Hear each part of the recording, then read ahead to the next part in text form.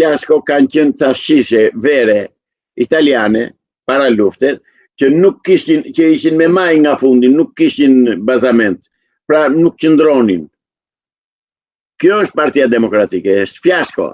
S'ka bazament për të qëndruar, s'ka fjalë. Mendoni që mund dalë tani ndonjë nga brenda që t'ja marrë Partinë Berishës ndjenjën shtator? Nga ata që ka brenda jo, e di pse? Se ata i ka të tëri ka futur në thesë ai, janë të korruptuar ata, janë të komprometuar, asnjë nuk guxon të dalë. Edhe Josefina Topalli? Asnjë nuk e do nga ata Salihun, vetëm s'kan që bëjnë sepse ai ka dorë. Do e marrëm atë zonjën që më the Josefina Topallin. Po a nuk ishte ajo që krijoi parti më vete? Morja 1200 vota. Edhe u kthye prapë. Ja këta janë fiaskot. Iku bardhi me Lulbashën, me Lulushkën, iku. U kthye prapë te Salihu, u kthye. Ndaj janë të pacipe, të pa moral dhe të pa fytyrë. Ndaj u rrej tani këta, atë kupol kriminelës që është në kryesinë e PD-s. Po për Gjekmarkën, ka filluar prapë me shkruar ato eseta, poezi që janë ato. Të lutem edhe njëherë që ti vëm kokë muhabetit. Janë fiasko, janë njërës pa moral, pa karakter. Dëgjoj, këta janë ca qënë të tërbuar që luftojnë për të kafshuar ndonjë copë, për këtë duan Partinë Demokratike, se duan të bëjnë shtetin.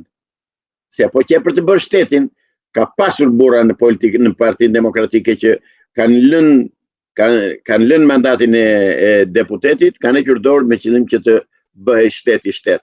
Mirë, po aty nuk punohet për shtet, punohet për të vjedhur, se kështu i mësoi Salihu.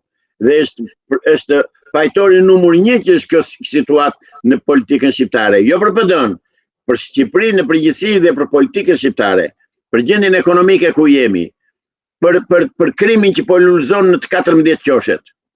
Avokat, këte nga shumica janë gjëra të rregull, duket se pushteti i mbyll gjitha problemet. E pare punës njerë që ajo nuk është shumicë. Ajo është një shumicë artificiale, e krijuar, e pa bazament. Sepse të marrësh në 900.000 banorë që ka sot Shqipëria, të fitosh të 83 vende në parlament, nuk bëhet. Unë di një gjë, ose kemi parë dhe kemi dëgjuar një gjë. Vazhdimisht, zoti Plumë Pilinçi, kryetar i Partisë Shpresa Demokrate, del dhe thot që do bëhen arrestime, do bëhen konfiskime, tjera. Deri tani, arrestime të nomenklaturës të këtyre krerëve të politikës shqiptare, Berisha, Rama, nuk janë bërë. Se do bëhen apo jo, nuk e di. Di këtë që Amerikanët dorën që se kafshojnë e puthin. Dhe ambasada amerikane, derim tani që flasën bashk, nuk është prononcuar në lidhje me këtë parti politike që thuaj se fitoi votat.